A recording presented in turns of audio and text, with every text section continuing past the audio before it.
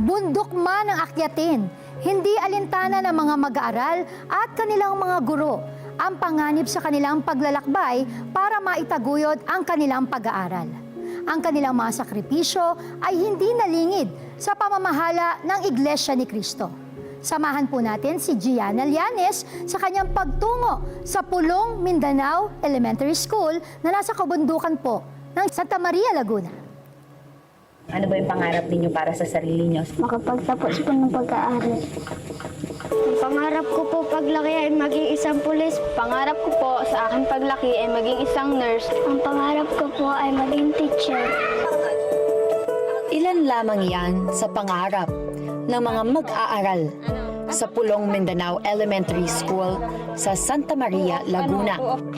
Kahit maglakad ng malayo at tumawid ng mga ilog, at kahit pumasok na walang baon at walang maayos na uniforme, ay hindi hadlang sa mga kabataan ng nasabing paaralan upang makamit nila ang kanilang pangarap sa buhay at makatulong sa kanilang mga magulang. Upang magbigay inspirasyon at kasiyahan sa mga kabataan, ipinasya ng pamamahala ng Iglesia ni Cristo, kapatid na Eduardo V. Manalo, sa pamamagitan ng Felix Y. Manalo Foundation na magbigay ng lingap sa mga estudyante, kanilang mga magulang, maging sa mga guro. Pero bago namin marating ang paaralan, ay kinailangan naming maglakad ng halos 45 minuto hanggang 1 oras. At dahil sa layo ng paaralan, ay kinailangan ding isakay sa kabayo ang mga ililingap sa kanila.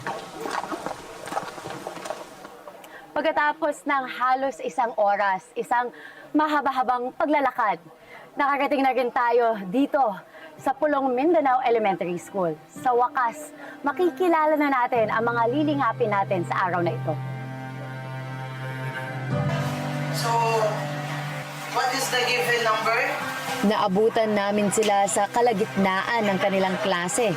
Hindi mababakas sa kanilang muka na nagmula sila sa malayong lakarin, kundi makikita lamang ang kagustuhan nilang matuto.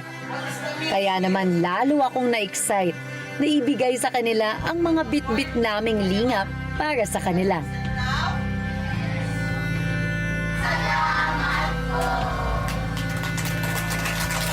At nang simulan na nga namin ang pamamahagi ng lingap, ay kitang-kita ang kasiyahan sa mga mag-aral at mga magulang.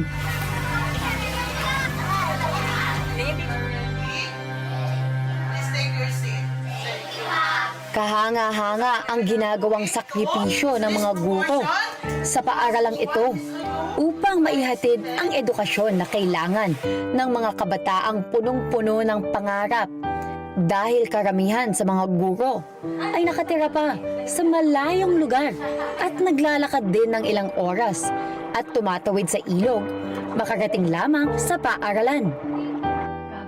Kaya ba? Maituturi pa ngang magaan ang aming paglalakbay patungo dito dahil ayon sa kanila, kung maulan ay hindi lang napakaputik ng daan, kundi delikado pa na tumawid sa ilog. Ako po ay taga kabilang bayan pa. Nanggagaling. Hindi po ako talaga dito, taga Santa Maria. Ako po ay nagbabiyahe ng 35 to 40 minutes ng motor. Okay. Pagpasok po doon hanggang doon sa dulo.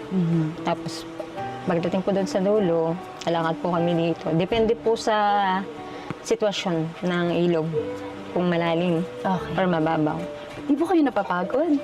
Hindi naman po. Napapagod din po kami pero iniisip po namin yung mga bata. Kasi maraming bata po nag-aantay sa amin. Bawal po kayo mapagod. Kahit po na nakakaramdam kami ng pagod, syempre physically. Hindi kami pwedeng sumuko kasi may mga bata na nag-iintay sa amin. Malaki ang pasasalamat ng mga guro, mag-aaral at mga magulang na kahit nasa malayo at liblib silang lugar, ay naabot pa rin sila ng tulong na mula sa Iglesia ni Cristo sa pamamagitan ng lingap sa mamamayan. sa tagapamahala po ng pangkalahatan ng Iglesia ni Cristo, kami po ay nagpapasalamat. Sobra-sobra po ang pasasalamat namin dahil naging isa po ang Pulong Mindanao na naging beneficiary po ng inyong pagtulong. Thank you po. Tunay na ang pagbibigay ng lingap sa mga nangangailangan ay malaki ang tulong, hindi lamang sa kanilang pamumuhay, kundi nagbibigay din ng inspirasyon na kahit nasa liblib silang lugar, may handang lumingap sa kanila. Kaya malaki ang pasasalamat nila sa pamamahala ng Iglesia ni Cristo, ang kapatid na Eduardo V. Manalo.